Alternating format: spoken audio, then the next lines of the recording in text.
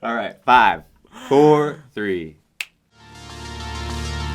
What does it mean to plant your flag? It means you're not afraid. It means you're passionate about what you do. It means you're here to serve others. In business, in life. In good and bad. You aren't afraid to fly your colors proudly because you know you serve a greater purpose. This is the Plant Your Flag podcast with Mike Bean and Jeremy Mountain. Hello, and welcome to the first episode of the Plant Your Flag podcast. We decided to start this podcast as a means of not only doing what we love and having some fun and telling some stories, but also to sort of just demonstrate to our viewers, potential clients, current clients, on the many ways that video has evolved and how this sort of thing can break down from a long format, but then also provide social media content. And I'm here with my boss for the first episode. Yeah. We figured why not start with the guy that inspired me and planted his flag 18 years ago. Yeah, it's been that. And it still seems weird to me. I don't know. I'm not like the most humble guy in the world, but it just still seems weird that I'm the boss, right? It's just like, I don't know. I hope that I come across as a bit more of a peer than a boss, but you know. The company is almost ready to be drafted, hopefully. Yeah, well, voting soon. I mean, that's exciting. We'll start with voting before needing a draft. That'd probably be best. I think one will come after the other, depending on how it goes. Right? We'll see. But so we'll start off with the most basic question, and this is, I feel like we should probably start each of these off with is, what or who inspired you to plant your flag and start this company? Yeah, I think that it really stemmed from just the way that I was brought up, and like I was involved in Boy Scouts, and I was always kind of rose to that leadership position, wherever I was. It could have been delivering pizza. I became like the pizza delivery manager at one point. How silly that is! Sounds like it's from The Office, right? And but earlier than that, I was like senior patrol leader. We went to film out in New Mexico, and I was voted to it was the whole the whole troop voted on who should be the leader to take this trek through the mountains of New Mexico. And I remember my mom being really, really proud of the fact that I was, like my peers are speaking so fondly of me. And I think that kind of thing was contagious. And when I didn't think that there was a job available in Buffalo for my skill set, having a great relationship with the girl who I was dating, who's now my wonderful wife, I just felt like, let me just see what I can do here first, and we'll see what's next. And it organically just grew into like this 18 years later, this company that I believe is respected by a lot of people. So I'm super proud of that.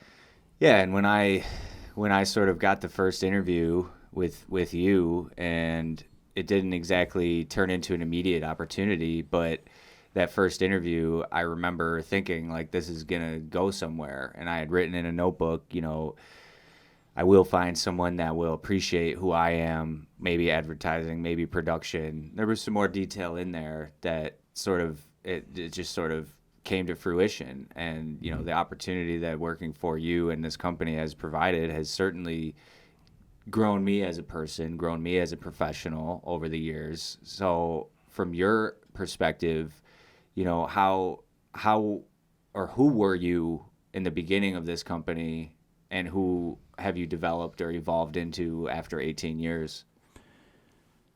Yeah, I mean that's a lot. Who I was back then, I still have that in me. I'm still the same person, but I've grown, I've evolved, and I've learned from my mistakes. But I also think that some of that initial kind of, I'm not going to listen to other people, took me to a place where I don't think I would be going to today, if that makes any sense. Yeah. I was young. I was I guess dumb and hungry, and I just decided that this is going to be a leap I was going to take, and I just didn't see any opportunity after doing it to turn back. I even tried at one point when the economy was just kind of rough. Hold on a second. When the economy, there we go. When the economy was a little rough back in the like 2008 like crash and everything, I tried to find a bartending job again, and nobody really wanted to hire a guy who would just work for himself for a couple of years. Yeah. So I was like, you know what? Screw it. I'm just gonna do this, and I'm gonna push through it no matter what it takes. And and take some scary leaps. And like I said, I've had a great support system around me, so it made it a little bit easier. Obviously, like when I first started, as you know, I walked into the office and was sort of taken back by, how your flag or your brand had developed into such a well-developed company from, just starting from scratch. And it was something that I didn't really think was that possible, especially without having rich parents or an investor or someone that was going to back it financially. What have you learned about those risks in terms of the financial risks and also the professional risks over 18 years? That's a long time, but what would you say is the best lesson that you've learned in terms of working for people, but also with these clients? Yeah, that's funny you say working for and with, because I get a lot of commentary because people don't understand that I did do this literally, like grab your bootstraps kind of thing. Yeah. I didn't have money from family. I didn't have a lot of capital, but I just went ahead and I did it. And going back to what you said just a minute ago. Just sort of like what you've learned over the right. years from Yeah. working with people, both for them and with them. Yeah, it's like working. People, that's what I was going at, is that there's a lot of people who say, I would love to do what you do. I want to be my own boss.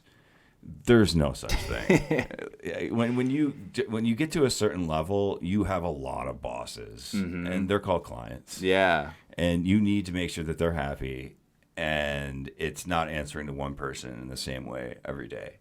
It's very different, and I think it does take patience, but also a mutual understanding, in a relationship to make it work. Because if you're working with the wrong person and they don't understand what you're trying to say or understand your vision, or vice versa, if we don't understand their vision. I mean, how many times, we've been working together for 9 years now. How many, that's actually, we're hitting that halfway point. Yeah. Like, you've been with Beam Media for half of its life. That's So crazy. That's pretty wild. I just realized that just now. Yeah, that is wild. Yeah. So your career with Beam Media is entering like what, 4th grade, and Beam Media can vote, so that's cool. Yeah, definitely. So obviously, in order to survive this long as a company, there's dollars and cents, and there's the financial side of it. But in order to sort of retain yourself as your own employee, being your own boss, you would have to sort of retain some form of fulfillment from the work that we do. So, what is, I guess, the most fulfilling aspect of not only planting your flag and owning a company, but also being able to help so many different companies? You were the first person who brought it to my attention about the planting your flag kind of thing. I never really saw it because I was so close to it. It grew so slow. And organically, and part of it was because I was a little bit afraid to take the leap at sometimes, but the area of fulfillment, I think, really comes from just the people we help, right? And the work that we do, it's greater and bigger than us. We have a responsibility to not only this team inside these walls, but the other people that we work with outside of these walls that are freelancers, and also the folks that we represent, because they have multiple employees and they have a livelihood that they need to maintain. So those kind of things are super fulfilling to me. But I think if you overthink it too much, it can be overwhelming. Right. So I think those are the things that at the end of the day, if I really have to break it down and micromanage the thought process of what's important, that stands out more than anything else. Yeah. And I think being able to sort of light that fire or provide that spark for a client, whether they're the business owner or whether they work below the business owner, for me personally, that certainly continues to be fulfilling because, as a former athlete, quarterback more specifically, it was, I needed those other 10 guys on my team to protect me and from getting injured, but also to get across that goal line. And I think that's something that, just me personally, it never gets old, so to speak. Yeah, and it's interesting that you talk about those 10 people in front of you to protect you as a quarterback. I've never really distinguished whether I'm a quarterback, a coach, or a general manager, right? Because I think I wear a few of those hats, but I do need that line, and I do need that support team. And that line might be IAM Insurance, right? You've got his coaster right there. Right. Because, they have our back in that respect. It's obviously the people in the office. It's the people who've put in the work, whether they're here today or they were here for a few years, and found other opportunities, So, a lot of the parting that has happened through the growth of Being Media, I can say that maybe one time it hasn't been amicable. Right. So that also means a lot. And, Yeah. And it's like I said, it's having the ability to have your wife, sneak through because you put it on Do Not Disturb and she's in your favorites. I do think that when I first started, I viewed you more as a quarterback, but then I sort of realized that you were going to need to step into the coaching role and then more specifically set a goal for you to step into the front office, so to speak, in order for the company to grow. And that's what I've always kind of tried to provide is, that structure, that skeleton to grow that pyramid to where, maybe in the beginning it was just you and then one below you and then, a couple layers below that. And obviously the pandemic sort of really shifted things and made us need to sort of evolve on the fly, but I was already confident that we were going to be fine because I had seen how your ability to evolve, step into the lights, not be afraid, that's something that I felt like wasn't going to go away. And I feel like very proud that we've seen other companies in our industry and other industries that have never really made it out of that, and it's something I'm extremely proud of. Yeah, I think one of the things that I do need to give credit to is one of our clients, Scott, over at Neon Entertainment. He did an amazing job of just focusing at the beginning of the pandemic and looking at how he needed to pivot. Mm-hmm. And I was worried at that time, but when he had that confidence and we had that phone call, I never second guessed our ability to make it through it and just kind of change our approach. And I think it was a healthy thing. And I don't, if I didn't have that conversation with him and we didn't have the resources that we have today, because in the beginning I didn't have resources like Slack or all of these other communication devices, Dropbox, and those kind of things. I was dropping tapes off at the at the channel 4 or whatever.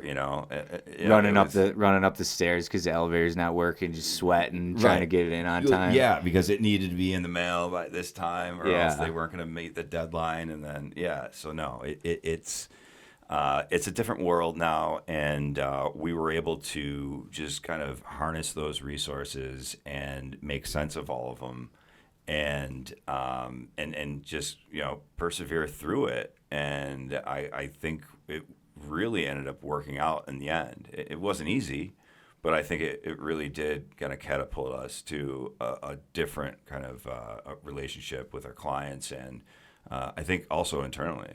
For sure. And I think that like part of keeping your flag planted is that ability to evolve, ability to grow.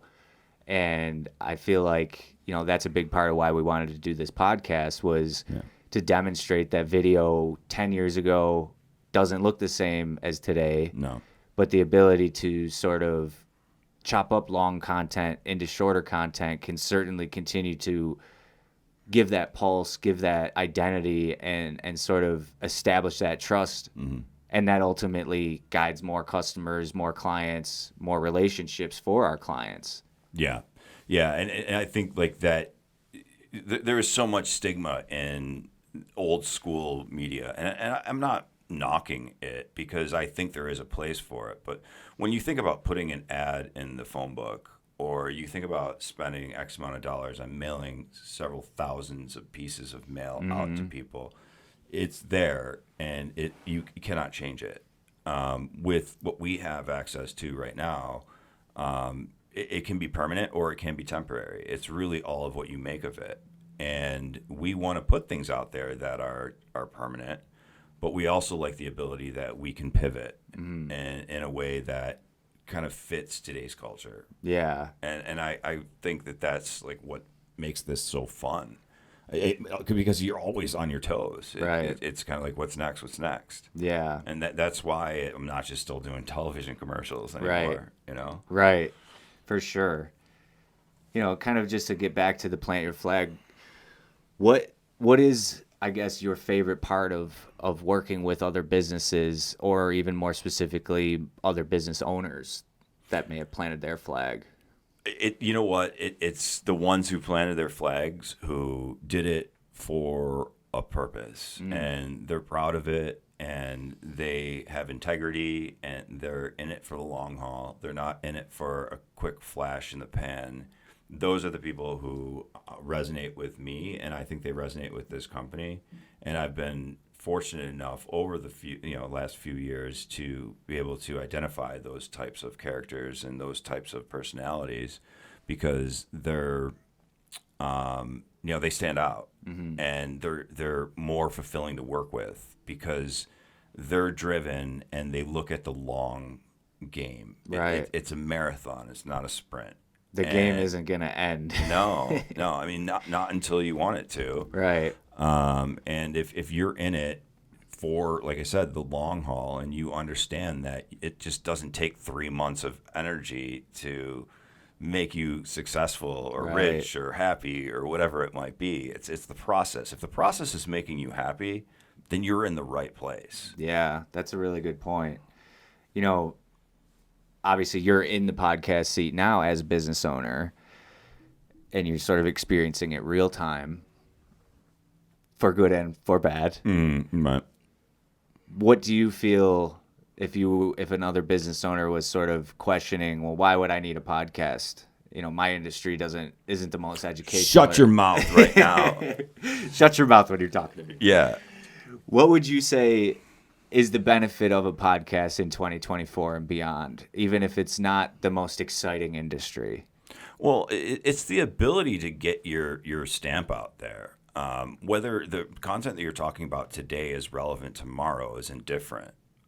It's still in the book. And if it's for whatever reason, I would rather not work with people who step on their foot, and put their foot in their mouth kind of thing. And then we have to retract it down the road. But if that so happens to, then we're not going live. Right. It's on CNN or Fox News. Right. And I think that you can not only just capture an interesting conversation that may not come out in the normal video pattern that we used to use, which was me sitting behind the camera operator. And not that that's not great still, but we have to cut out my questions, and then we kind of make it succinct. We can still do that, though, with a fluid, flowing conversation with a couple of people on the microphone, and we can let it stand in its longevity and we can also chop it down into small bite-sized pieces. So it fits for YouTube, it fits for the website, it fits for social media. I mean, you call YouTube social media too, but whatever. Yeah. You know what I mean? It's so versatile. And the tools that we have today are nothing like the tools that we used to have when I started this company. And I think it sort of provides a different pulse where, you can speak to seasonal things, you can get out in front of things, you can be more strategic. And I think like it does give the clicker or the remote to the viewer in a sense that they can pop in and watch 2 minutes and get what they need to get on their own accord. The user has changed. They're not stupid anymore. They're not going to just fall for the easy tricks that may have worked in digital marketing, 10 years ago. And I think like that trust can be established in 30 seconds, and that expertise can be established over time strategically in the form of social media organically, to where you're not just slamming an ad in front of someone and expecting them to buy. Right.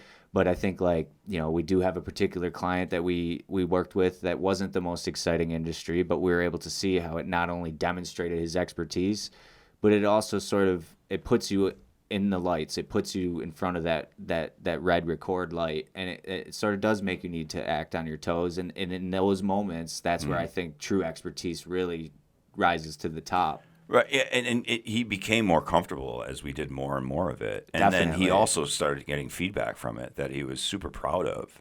And I think it made him also more confident when he walked into a meeting to know that he had a well-established marketing footprint, digital marketing footprint.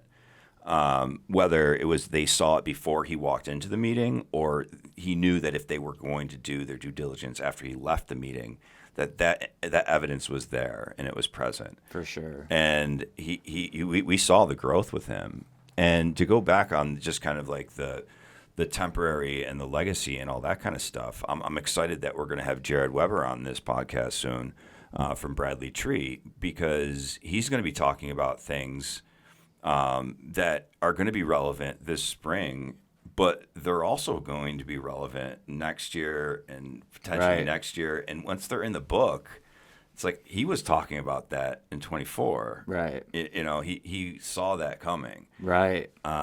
Because there's conversations that I had with him 2 years ago. We're working with him 12 years now. Yeah. That have come true because he understands that industry. He understands it, and homeowners care about that. And I think that's a reason why people would tune into either a short clip or the long clip.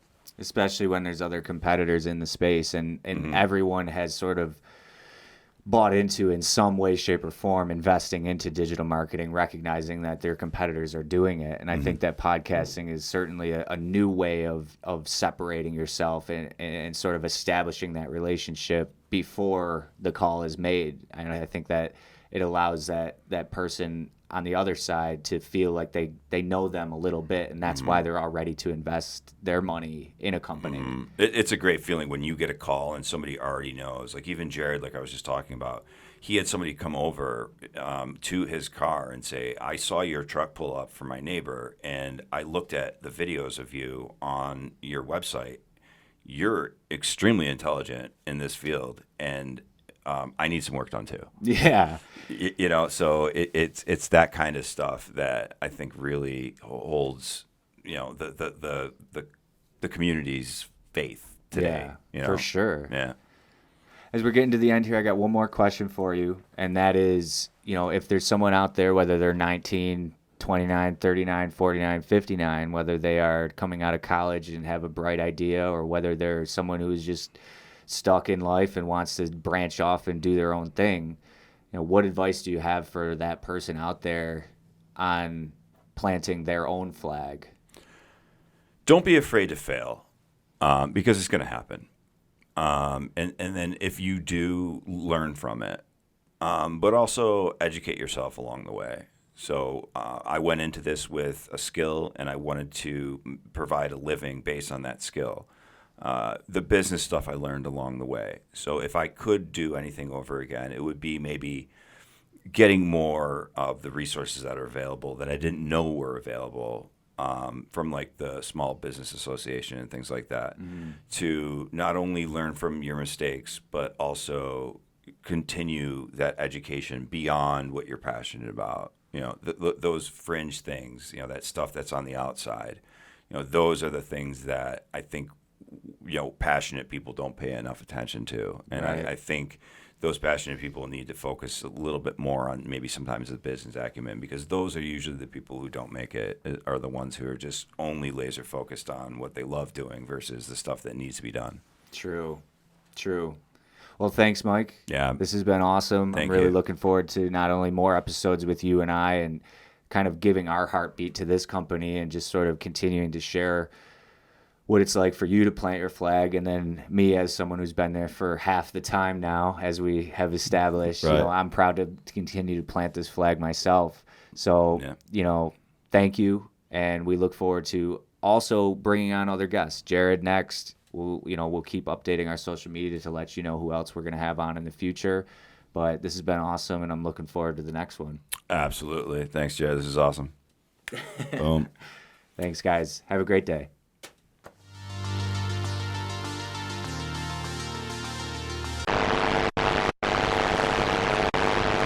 All right. 5, 4, 3, 2. I might put this chair a little bit closer so I can lean back a little bit more and be a little bit cooler. A little bit more chill. Yeah, a little bit more chill this time. All right. We are shooting. Plant your flag. Take 3.